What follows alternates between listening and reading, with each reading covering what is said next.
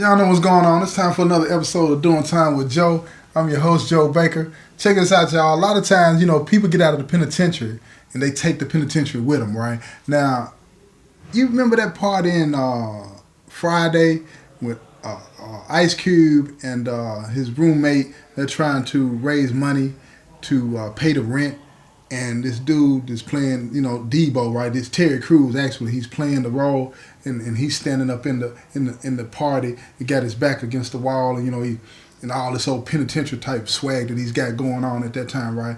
A lot of people that are in here, they take that out there with them, that mentality, right? But this story is about a friend of mine that got out of prison and got a great job working at Volkswagen in Chattanooga. You know what I'm saying? I don't know how he got the job, but he got the job, and he loved it. He loved the job. But something happened, and that penitentiary side of him came out, and it didn't end well for him, right? And I wanted to just talk about that and share that story with you, right? I call this story, Leave It in the Penitentiary, right?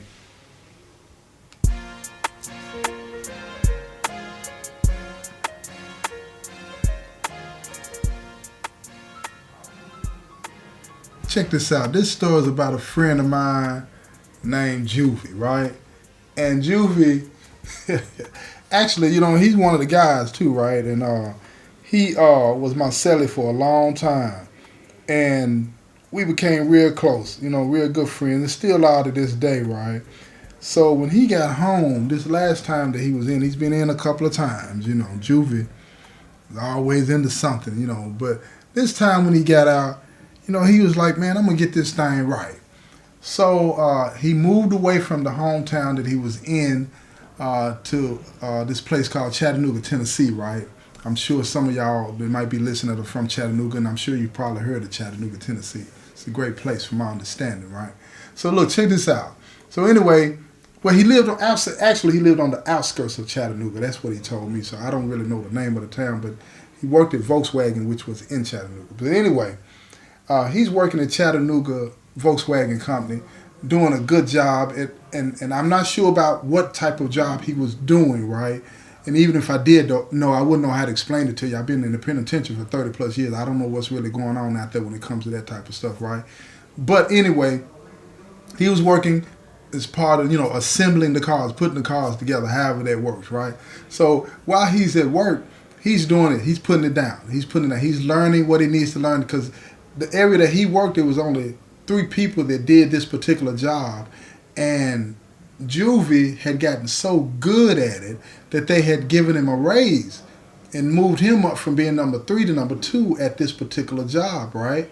And doing a phenomenal job. They were talking about him, raving about him, and when I had the opportunity to talk to him, back in this day, I was up to no good. I still had the phone and all that old kind of stuff. Okay, I'm going to let you know that, right?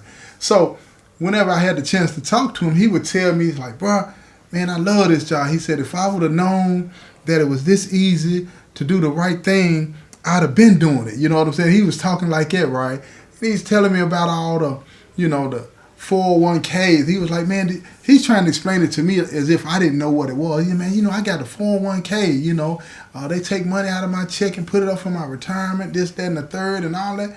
I'm like, that's what's up, Juvie. That's good stuff, man. You know what I mean? And he was excited, super excited about it. And he had been approved. He had a bank account, and he had been approved for a credit card that had a small amount on it, but still he had been approved for a credit card. All of this stuff was new to him. And I want y'all to understand, somebody that's been in the streets all of their lives and not living the legal lifestyle or whatever, they're not familiar with a lot of that stuff. And when they become familiar with it, it's like giving them a new toy.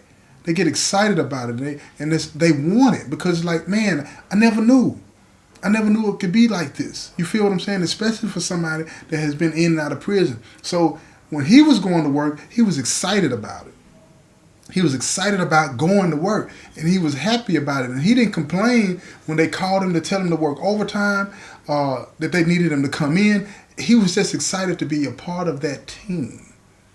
He was excited to be a part of a team other than something that was in the streets. And then he used to tell me about some of the people that he worked with and how they would give him advice and encourage him and all that. He just felt welcomed. He felt welcome. And then he would tell me about when he would go home and how, his girlfriend at the time that he had gotten pregnant, she was expecting a baby and they had all of these plans. And he said for once in his life, he felt as if it was going to work out. He had hope that everything was going to be just fine. Why? Because this job had opened him up to new dreams, new hopes, new aspirations, right? And meeting new people that made him believe that you can do this. Just stay the course. He felt like he was a part of that fabric, that American fabric, that American dream. He was working at a company that everybody around the world knew about, Volkswagen. And he was proud to be a representative of the company. When I would be talking to him sometime, he'd be like, bro, I work at Volkswagen. I'm like, okay, Juvie, you told me that. I already know where you work. But he was proud to say it. But this is what happened. This is what got him. Let me tell you this part. Juvie was putting in a lot of overtime. A lot of overtime. And somehow or another, they messed up his check. And he didn't get his full amount due. Now, let me tell you something. When you're in the penitentiary, and you working for 17 cents, 25 cents, 34 cents, 50 cents, 59 cents, $1, whatever it is, it's not a lot. So if they mess up 10 pennies, we used to, look here, man, get my money right. Why is that? Why would we be so serious about that? Because we have to work. Let me put it to you like this. A pack of peanut butter that makes one sandwich costs 40 cents. 40 cents, right? And if you're working for 50 cents an hour, you work 1 hour to be able to eat one peanut butter sandwich. You understand? So your mind is locked in. Noodles cost 20 cents, well, 40 cents now. Inflation, they don't went up on it. So you work all of these hours so you can buy a handful of noodles. So every penny that we got coming, we want it.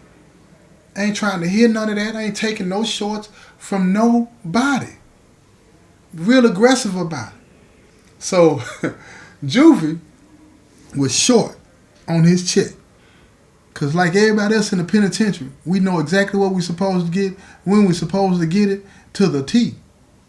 And he knew his check was short a couple of $100. So we were talking on the phone, and he was like, man, bro, what do I do about that, right? I said, go talk to your manager. Talk to your manager and tell them, you know what I'm saying, what the problem is, what you think the issue is, and so on and so forth. And he did that. He went and talked to the manager. The manager called HR, Human Resources, and stuff like that, and the place where they pay the, write the checks and stuff like that, payroll. So they sent him to payroll so he could talk to the people and explain the situation, right? And the boss man had let him know, yeah, it was an error, so they were going to straighten it, but, you can go talk to those people and they'll explain to you exactly how that's going to happen. Now, look here. The penitentiary came out of. He's down at this amazing company that he loves. He's in payroll, right? Now, while he's in payroll, he's explaining to these people that I ain't the guy. I'm not the one. Don't be playing with my money. I ain't got time to be playing with my money. Y'all need to get my money straight or it's going to be problems. He in there talking like they in the streets with him. He in there talking like they in the penitentiary. Like, that really works. He done scared these folks. Scared everybody in payroll. They looking at him like, wait a minute. How did he get in here? How did he get this job? We know he came out the penitentiary, but then y'all talk to him, do a background check, see what type of person he was? You know what they did? As soon as he left, they called Human Resources. Told him, look here, man. Y'all need to do something about this guy. So the boss of the manager on the floor that Juvie worked, the area that Juvie worked, they fired him immediately. They said they can't have that kind of behavior up in there, right? So what they did, when he went back to the floor, they told him that he was suspended for 3 days. So he needed to go home because they're not going to tolerate that type of behavior. While he was gone, they gave him a phone call that second day and told him, don't come back. So when I called him and was talking to him, keep in mind, back at this time now, I was doing things I had no business, y'all, okay? Don't judge me. Don't be judging me. You okay? But anyway, when I called him, I said, how you doing, bro? He all down in the dumps. He said, man, these folks done fired me. I said, what they fire you for, Juvie? He said, man, I went up in there getting mine, man. Them folks talking about my money and it's going to be on the next paycheck. I need mine now. I said, so explain to me, describe to me what you said. And he told him if he didn't get his money, it's going to be problems. I said, Juvie, you can't talk to them people like that, man. They not in the penitentiary. They not street people. They don't understand that. They take that as a threat. You think them folks want your little hot $200? Them folks is going to give you your money? He said, well, they suspended me, but then they called me and told me not to come back. I said, man, they suspended you just to get you out the building. You know what I'm saying? They didn't fire him then because they looking at him like, we fire him, he might try to do something. So they suspended him, got him to leave, and said everything's going to be fine. Then they called him and told him, don't you come back. So he said, well, I'm going to take my ID down there because you got to have an ID to get on the campus. You know what I'm saying? To get into the building or whatever the case may be. I said, man, that's old. Them folks probably done canceled that. You all out of the computer. You might well just chill and make sure your money go right to your bank account. Look here. He called the bank. They done already paid him that little $200 and his last paycheck is over with. They want nothing else to do with it. So now he's sitting on the phone talking to me sounding silly. Guess I'll go back to the streets and all this. I said, man, don't nobody want to hear you boo-hooing and crying. You had it made. You felt proud of what you was doing, but you took something to the streets with you that you should have left in here. You didn't understand that you around people that do things a certain way. They follow rules. They have a certain decorum. Talk to people with respect. I wanted to share that with y'all because I know some of y'all got family members out there that have come out the penitentiary, gotten a job, and then come home and tell you that they quit or got fired. Ask them why.